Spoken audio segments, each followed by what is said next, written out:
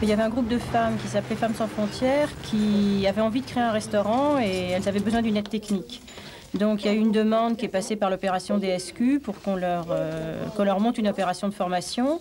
Et nous, on a souhaité monter une opération de 3 ans avec plusieurs phases parce que la formation ne nous semblait pas suffisante.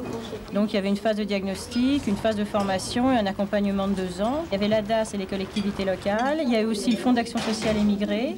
Il y a eu aussi la communauté européenne puisque les femmes ont obtenu la prime à la création d'entreprises. Il y a eu la direction du travail et puis la formation professionnelle.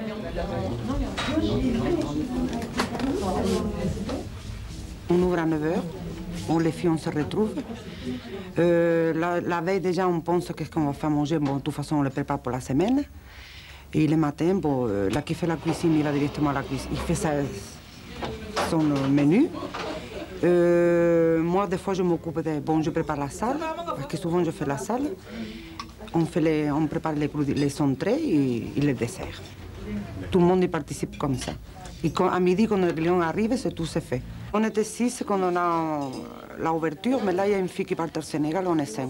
Mais les clients, bon, on a moyen, il faut compter une moyenne de 25 à 27. Il y a des jours qu'on a plus, mais la moyenne. Et on ouvre toute la semaine à midi et les samedis toute la journée, midi et soir. Est-ce que le restaurant gagne de l'argent? Pour le moment, non. On a beaucoup de choses à acheter. Hein. Vous savez que c'est une entreprise qu'on s'ouvre. Il y a toujours des choses à acheter, alors pour le moment, bon, on se fait un petit paye et on se paye les SMIC. Mais comme on travaille de mi-temps, ben, ça fait 2500 à peu près par mois. Le plus important, je crois qu'il y a plusieurs phénomènes, enfin il y a plusieurs facteurs importants. Il y a arriver à réunir les facteurs nécessaires pour que ça fonctionne, qui à mon avis sont 4. Il y a une volonté politique vraiment des élus, une mobilisation des partenaires et une dynamique des femmes et aussi surtout la possibilité de monter un dispositif de longue durée.